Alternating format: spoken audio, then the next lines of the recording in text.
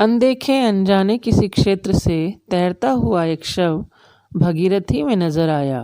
निज मन की व्यथा जो वो जीते जी कभी नहीं कह पाया, आज उन्हीं विचारों को वह शव माँ गंगा के समक्ष लाया।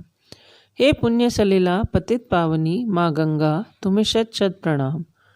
ब्रह्मा जी के कमंडल से निकलकर शिव की जटाओं तक, गंगोत्री के शिखर से पहाड़ों, मैदानों और फिर सागर तक आते आते तुमने तो देखे ही होंगे लाखों श्रद्धालु सिर झुकाते। घाटों पर नित्य होता होगा दिव्य दीपदान, और साथ ही होता होगा कभी तर्पण कभी पिंडदान, क्योंकि तुम ही तो हो मोक्षदायिनी। तुम्हारे तो अवतरण का उद्देश्य ही था सगर पुत्रों का निर्वाण। तुम्हारे स्पर्श मात्र से ही जब हो जाता है जीव का कल्याण, तो क्या मेरा न होगा। तुम तक तो पहुँचती है जीवों की सिर्फ अस्थियाँ या तुच्छ रज, परंतु मुझे तो मेरे अपने पूर्णतया गए हैं तज। अब तुम ही अपने सानिध्य में मुझे ले लो, भीतर ही छिपा लो माँ, न तट की ओर पुनः धकेलो।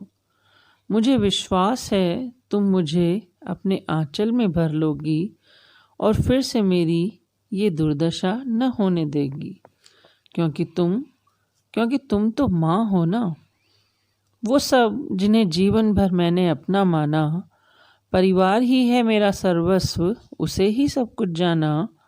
पर मेरे मरते ही वो सारे संबंध भी मर गए, मुझे तुम्हारी गोद में डालकर वे सभी अपने घर गए। क्यों हो गए हैं वे इतने विवश, क्या कोई विकल्प नहीं बचा उनके समक्ष। क्यों जुटा नहीं पाए वो मेरे लिए 2 गज कफन, क्यों उपलब्ध नहीं हो पाया जरा सा भी ईंधन। परंतु फिर भी माँ, मैं उन्हें दोष नहीं देना चाहता, क्योंकि मैं नहीं जान पाया उनकी विवशता को। पर कहो कैसे कर दूं क्षमा उन सभी की पशुता को, जो मुझ जैसे सैकड़ों शवों पर अपनी राजनीति की रोटियां सेक रहे हैं और इन्हीं चित्रों को दिखा दिखा कर एक दूसरे पर कीचड़ फेंक रहे हैं। विदेशी पत्रों में भी इसी बात को उछाला जा रहा है और हर रोज़ नए शहर से कोई शव निकाला जा रहा है। जीते जी इन सब बातों को बहुत सहा है माँ, पर अब सहा जाता नहीं। बहुत कह लिया है तुमसे, पर अब और कुछ कहा जाता नहीं। बस अब तुम मुझे अपनी शरण में ले लो, पा जाऊं मैं विश्राम, मिल जाए मुझे शांति और सार्थक हो जाए तुम्हारा नाम।